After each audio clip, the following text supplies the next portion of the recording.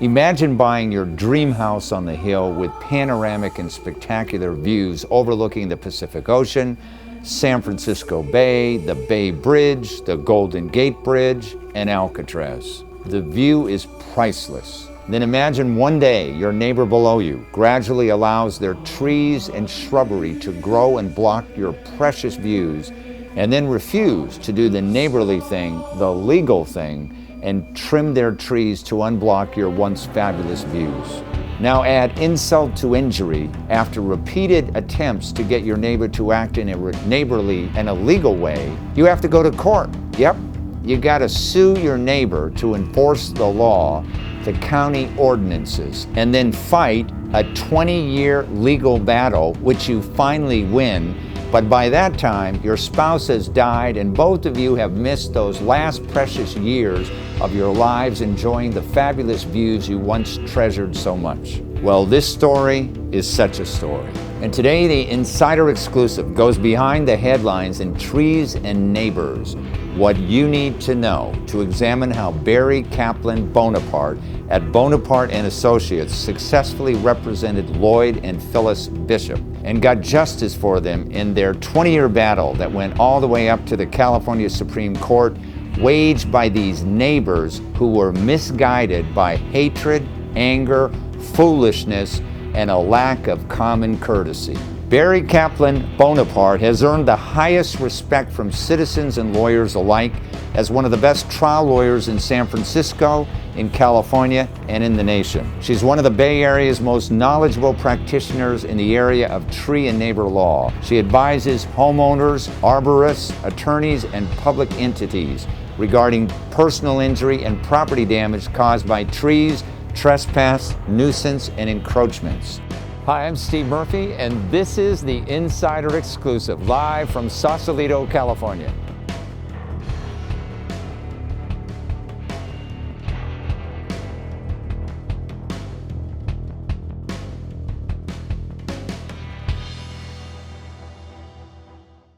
It is my great pleasure to introduce Barry Bonaparte to the show. Welcome to the show, Barry. Thank you. Tell our audience a little bit about your practice of law, because it's rather unusual, isn't it? I've been told so. I practice tree and neighbor law. My website is treelaw.com, and I help regular people resolve issues or disputes they're having, generally with neighbors, over tree issues. And sometimes it can be pretty dicey, can't it? Well, actually, it can be extremely dicey, even more contentious than family law, because at least in family law, somebody usually moves away, whereas with your neighbor, you're faced with each other day after day. One of the cases you handle, and this is the reason we're here today, is the case of the Bishops versus the Haynes. Yes. Two neighbors. Yes. Tell our audience a little bit about what this case is all about and who Phyllis and Lloyd Bishop are.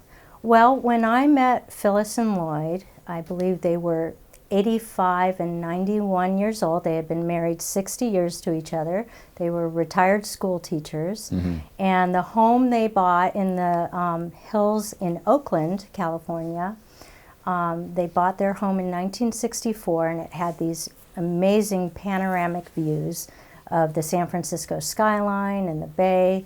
And they enjoyed those views and their neighbors for 20 years. The Hayneses moved in 1984, about below them. Below them, yeah.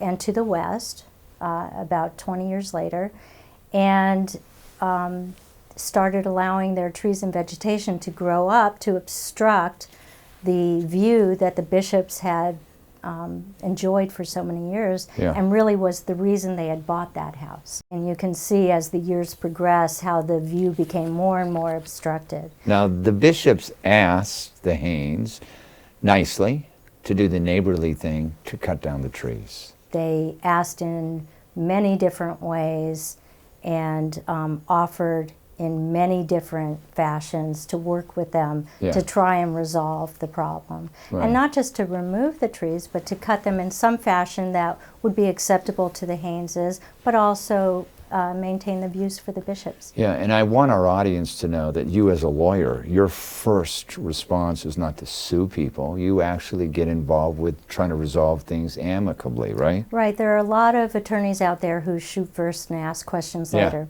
I'm not one of those attorneys. I work very hard first to try and give my clients the tools to work directly with their neighbors, even without the involvement of a lawyer.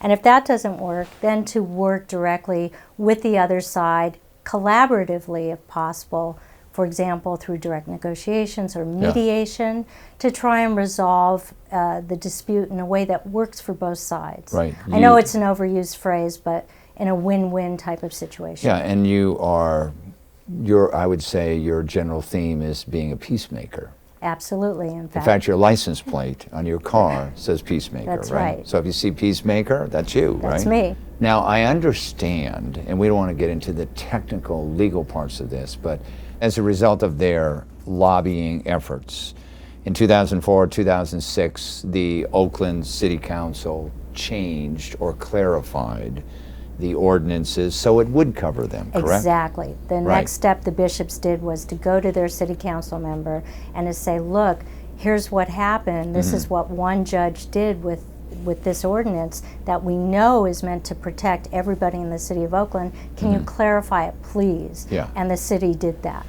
And this, as a result of that, you eventually won the case. Absolutely. Okay. Then I first met the bishops in 2007. And we attempted to work with them again, offering to mediate or arbitrate or negotiate directly. And only when none of that worked did we file suit in 2009. You eventually won this suit, they appealed it. I think it went all the way to the California Supreme Court, didn't it? We did. We won. The judge ordered every single tree that was obstructing the view to be removed. The judge ordered the cost of that removal to be borne by the Hayneses. Yeah. The judge ordered a view corridor established above which no future vegetation could grow. Yeah. So that it wouldn't just be a one-time deal, but would be lasting forever. And the judge also ordered the Hayneses to pay over $200,000 in fees and costs that the bishops had incurred, as the judge saw it, unnecessarily because of the Hayneses' bad faith. Now, unfortunately, Lloyd passed away, which was unfortunate because they hadn't had the trees cut down yet, had they? Not at that point. So for the last 20 years, they didn't have the view that they originally bought, did they? Exactly, exactly.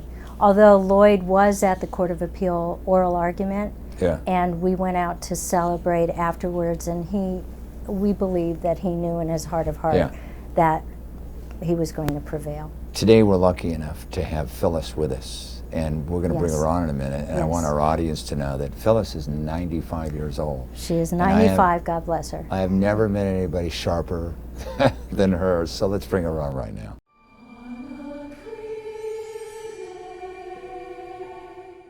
I'm very pleased today to have Phyllis Bishop with us. Welcome to the show, Phyllis. Thank you. Boy, we've heard a lot about you. Your lawyer, Barry, has been telling this ordeal that you went through for 20 years when these unruly neighbors wouldn't cut down their trees. What did you think? Well, I was very disappointed, of course, because we approached them in a neighborly fashion and said, pointed out the fact that we had already lived in this property for 20 years. We had dealt with 6 owners before them, and whenever a few trees grew up or bushes that were impinging upon the beautiful view that we had bought, we simply spoke to them about it, and they said, oh, well, go ahead and trim those off. It was all very informal, and we were used to that kind of neighborly give and take.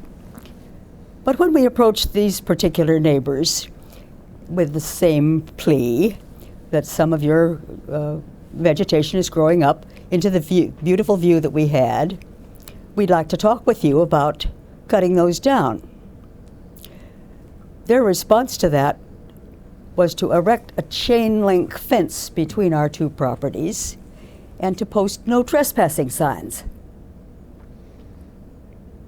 It's pretty hard to negotiate under those circumstances. Right. Did they ever say to you, stay away from us, we're not going to help you. We don't care what you think. Did they ever say that? Well, perhaps not in exactly those words, but they certainly implied that. Yeah. The response that we got, even we offered to buy the property on which the offending vegetation was growing. We went that far. Everything we could think of. And their response was, don't try to tell us how to manage our property. Now, Barry told us that they own 3 properties, one in Hawaii, one in Oakland, and some other place. Napa. Right? And one in Napa. And so they're not at this property all the time. No. They're never at it. They They rent it rented out. it. They rented the property. They lived there for a few years. I'm sure if I was in your position, I would have said, you know, how does it harm or hurt you to cut down trees that the top of them don't make any difference to you? Why is that such a problem? Did you ever get an answer from them? Well, no, I'm saying what the definitive answer was. No matter what you say Yeah. about how reasonable this may be, Yeah. don't tell us how to manage our property. To me, this is an evidence of the territorial Yeah. imperative that people have Yeah. to protect their land. I thought perhaps this was the first land these people had ever actually owned. That was what I felt. They were so possessive about it. Now, in the end, you had to file a lawsuit against them. Yes. You're not usually in the business of filing lawsuits, are Never you? have before. You never filed a lawsuit in your life, except this turned into a 20-year battle, didn't it? During all that time, did you ever see them in the street? Did you have any Yes, communication? once or twice, yes. And would they ignore you or not say anything to you? No, we would speak, and we did have one arbitration session Yeah, in which we sat at the table together, yeah. and in which the arbitrator left us alone. I've often wondered what she expected might happen. Right. What we talked about was something else entirely. The possible undergrounding of the utilities in our neighborhood was what we talked about. And We not did- about the No. problem that you were there for. No, That's amazing. I know. Kind of surreal. So eventually, the justice system worked in your favor, didn't it? Well, I guess so. With the help of a very competent attorney, yes. We Yeah. wouldn't have been able to do it alone. Yeah, but we it's- tried. Yeah, it's very unfortunate that for 20 years you lost those beautiful views. Yes. And the view was important to me emotionally. Yeah. I was born in the Bay Area, but when I was 5 years old, my family moved to the Sacramento Valley, Yeah. and I was raised in the Central Valley. Mm-hmm. And I tell you, it gets hot in the summer Yes. down there. I mean, 100 degrees, and there's no relief, and there's nothing like a bay anywhere near. Mm-hmm. And when I was old enough to come back to college, to the University of California, I was so enchanted with the view and the hills around the view. Right. They were just like an oasis. Yeah. And when the time came when I could actually buy a piece of that, have it be my own, and live there and glory in that view, I did for 20 years until these people moved in. Right. And then they just took it from you. Yeah. I want to thank you very much for being on the program, I'm so glad you're doing it. and I'm glad you came here today, and Thank we you. wish you well.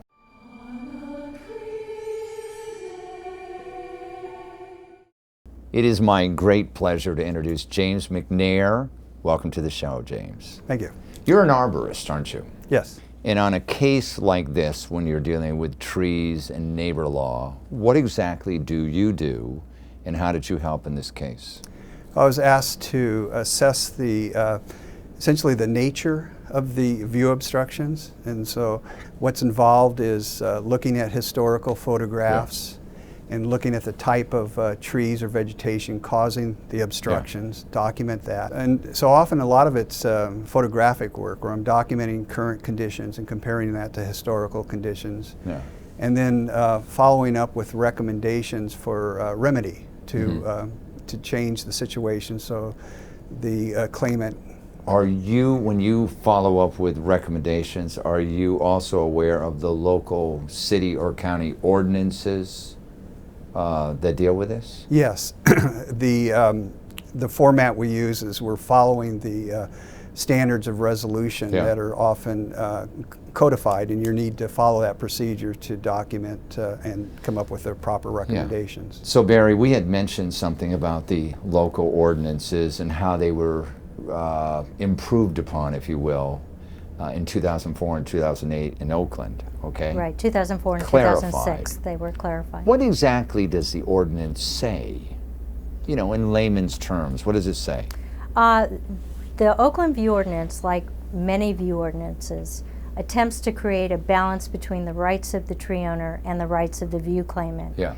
And it comes up with a process for resolution, Yeah. which you're required to go through before you can file a suit. Yeah. And so in the Oakland case, you have to try initial reconciliation first and offer to arbitrate. Excuse me, is there an ordinance that says if your tree blocks your neighbor's view, you have to cut it down?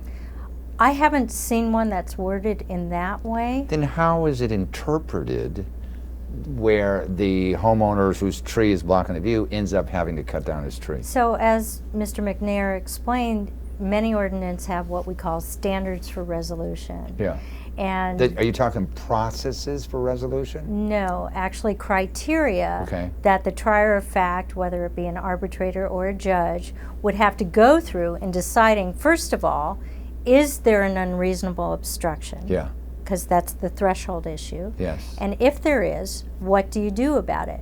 And there's a series of criteria that's listed in most ordinances and in the Oakland ordinance as well, that the judge has to go through in deciding what should be done, if anything. Right. And that's where the consulting arborist comes in. Before we came here today, we asked our many people who call into our show, we asked them to submit questions. And I'm going to throw some questions out at you regarding tree and neighbor law. If my neighbor's tree branches hang over my yard, can I trim them?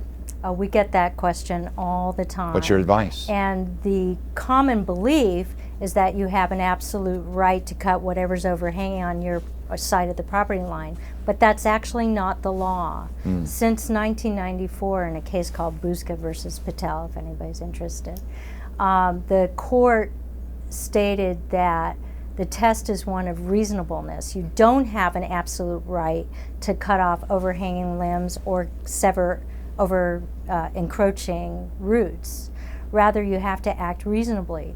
The court, unfortunately, didn't go on to explain what that meant. Yeah, so when what's it people mean? ask me, Yeah. I say basically it means you should follow the golden rule. In other words, if you were the tree owner, Yeah. how would you want to have the situation handled? And most people say, well, I first would like somebody to pick up the phone and say, hey, we've got a problem here. How would you like to handle it? And then if that doesn't work, then maybe write a letter. And if that doesn't work, then maybe take matters in your own hands, but being very careful, using experienced people to do the work and Yeah. making sure that you're not causing harm or damage Yes. to the trees. So there is no definitive yes or no. Well, as with many aspects of the law, Yeah. there's a gray area there and a continuum. Here's another question that came in. Most of a large tree hangs over my yard, but the trunk is in the neighbor's yard. Who owns the tree? That actually is determined by the Civil Code. Civil Code sections 833 and 834, which basically say wherever the trunk stands will determine the ownership. So if the trunk is wholly on one person's property, even if roots or limbs are over somebody else's, it's owned by the person on whose land the trunk stands. Right. If the trunk stands on more than one person's property, then it's owned jointly, kind of like in tenants in common. So as I'm gathering, listening to all of your answers, here's what I'm coming up with. I'm coming up with the tree and neighbor law is a rather gray area. And what judges like to see more than anything else is a process of trying to work it out with your neighbor first. Exactly. Judges hate things- these kind of cases. Yeah, do things in a reasonable fashion, a good neighborly fashion, etc. When that doesn't work, then sometimes the judges have to step in and apply law or what they consider would be a reasonable decision in these kinds of cases, right? Exactly. So But it's the It's following process. the golden rule, Yeah, yeah. basically. Treat thy neighbor as you would be treated. And as our population grows, there's going to be more and more cases like this, especially in affluent areas like where we are right now, where views mean dollars, don't they? Well, there's that, and there's also the ever-increasing sense of people who have too much time on their hands, a little bit too much money, and a sense of over-entitlement. In other words, what's mine is mine, and what's yours someday will be mine as well. Well, you know, this show has been very informative, and I really appreciate both of you for being on the program. And I want to thank you very much for inviting us out here. I want to thank you for coming, and let's hope that everybody resolves their disputes amicably in the future. Thanks for joining us. You can get more information about our guest and the issues at insiderexclusive.com.